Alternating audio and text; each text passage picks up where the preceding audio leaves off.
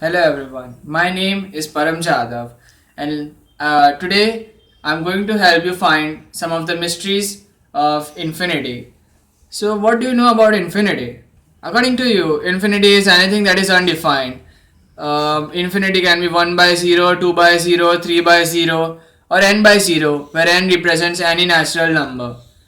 Now, according to me, infinity has its own types. Infinity can't be anything that is undefined.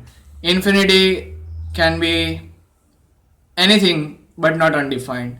I have tried to prove with my calculations that infinity is a number to which many of the scientists would disagree.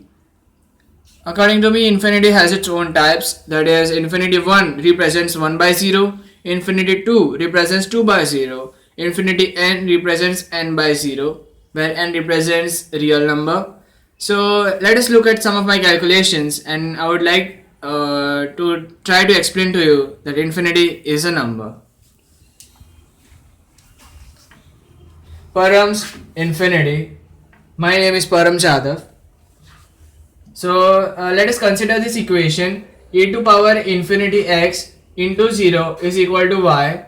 As I told you earlier, according to me, infinity has its types.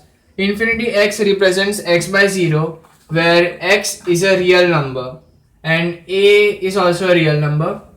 So if we and the result of this equation is y. Now I don't know what is y. Y can either be a real number or an imaginary number. I have just assumed that the answer of this equation is something called y. Now a to power infinity x into 0 plus 0 is equal to y. Now taking adding 0 to the equation or null value to the equation won't change the meaning of the equation.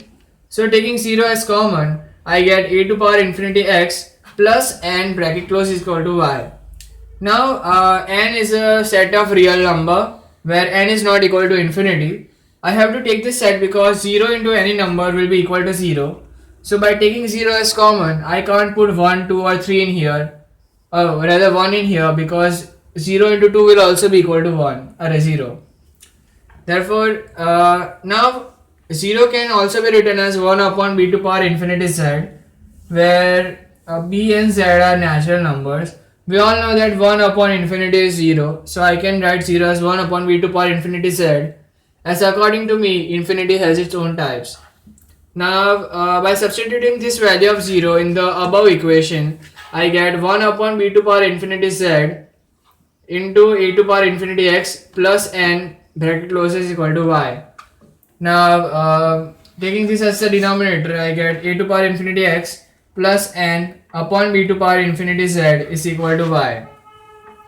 Now, taking b to power infinity z as denominator separately for both the numerators, I get a to power x upon b to power z raised to 1 by 0 plus n upon b to power infinity z is equal to y. Now, you might be asking how I came to this step. So, if you open this, if you multiply x with 1 by 0, I get a to power x by 0, and here b to power z by 0, which represents a to power infinity x upon b to power infinity z. So, the meaning of the equation won't get changed. I just took 1 by 0 as common, and I got this a to power x upon b to power z. Now, considering the equation that considering a case where a to power x is equal to b to power z, we get 1 raised to infinity 1 plus n upon b to power infinity z is equal to y. Now we know that 0 is equal to 1 upon infinity, that is 1 upon b to power infinity z. So this term right here will get nullified. So I am left with y is equal to 1, and 1 is a real number. So from this conclusion I get that the answer of this equation must be a real number. Now the dilemma is that 0 into any number will be equal to a real number. This means that infinity can either be a real number or an imaginary number. Now the property of real number is that the sum of two real numbers is always a real number, and sum of two imaginary numbers is always an imaginary number, but sum of imaginary number and a real number is an imaginary number.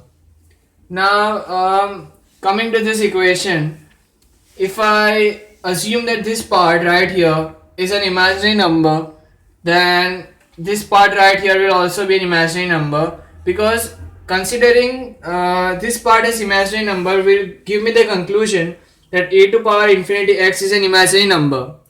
So if a to power infinity x is an imaginary number, then b to power z must also be an imaginary number to give me y as a real number, as division of two imaginary numbers gives me a real number.